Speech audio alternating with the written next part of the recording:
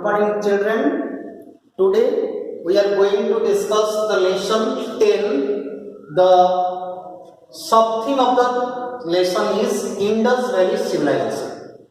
Indus Valley Civilization, very old civilization. You know very well that this Indus Valley Civilization, it is as old as 500 years ago. Most of the historians, they thought that this civilization has been developed since a long time, and there was no record at that time.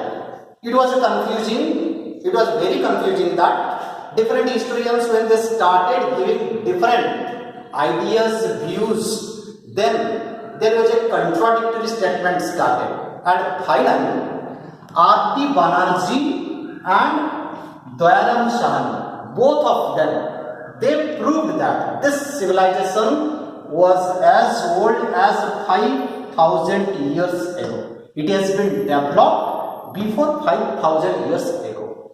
Then this civilization we found in Mohenjo-daro, Charno-daro, Rupa and Kaliban. And besides that, it also spread in other areas of India, and now this civilization, some part is in Pakistan and some part is in India. So now let us, this Indus Valley civilization is known as Harappan culture. Why it is called Harappan culture? Because some of the articles used by the people in this civilization, it has some sort of resemblance and similarities in Harappan civilization or Harappan people, they used it. So now we will discuss this Harappan culture as the developed culture. Why it is called a developed culture? Because it's town planning, it's that system of what? Roads, houses, then system of great bath, granaries, all these we will be discussing. Let us first we will discuss, that is the Harappan civilization, that our Harappan culture, it was divided into two parts. This city civilization divided into two parts. First part, it is called the upper part. Second is called the lower part or lower town.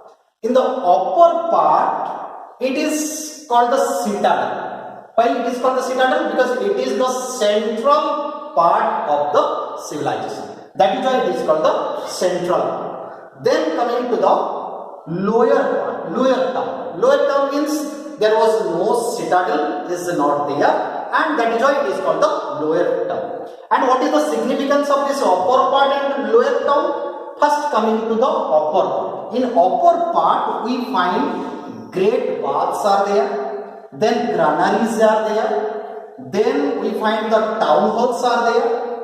But in the lower town, all these are not there in the lower town. This shows that upper part, who are residing? Particularly the priests, merchants, rich merchants, traders, rich traders, they are residing in the upper part of the city. And lower part, who are residing? It was the residential area. It was the residential area of small merchants and workers. Small merchants and workers, as well as small businessmen, also they were residing there. Laborers, they were residing there. But this part was covered with or enclosed with high thick walls. Why high thick walls? Because there is a frequent flood coming in the river Indus.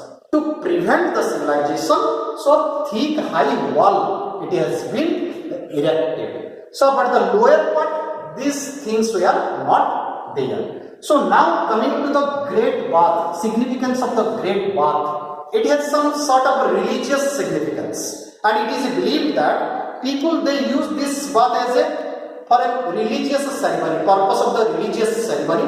The depth of that Great Bath is 8 meters. Then it is a religious purposes, as people they are using, and there is some sort of a Bostow-Fradon system it has been developed. What is that Bostow-Fradon system? It is presently known as warm water and cold water that is being entered to that great bath. Okay, in summer season that cold water is allowed, and in winter season warm water is being allowed. So this sort of system it has been developed there. Then coming to the granaries of the Indus Valley civilization or Harappan civilization. Granaries. What are the granaries? That was what they were collecting or harvesting. It was being stored in the pots. They have dug the pots and they are storing it. Then coming to the town hall, which was used for religious purposes, religious gatherings, discussions, discourse that was going on and to sort out the problem of the people.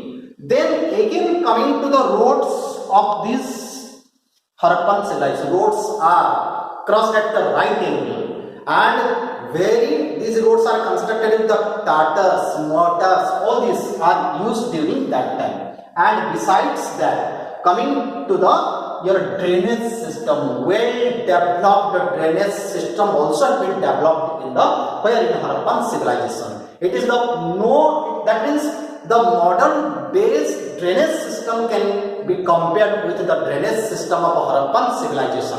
And it is also, the historians also they claimed that the civilization of the town planning of the Harappan civilization can be compared to the present day system of Switzerland. So you could imagine that during that time how the city planning it has been developed during the Harappan civilization. So again I am coming to the which part, that your town planning part. Towns it has been erected in such a way. So this is the town planning of the Harappan civilization or Harappan culture. Is it clear now? So let us have a thank you for everybody.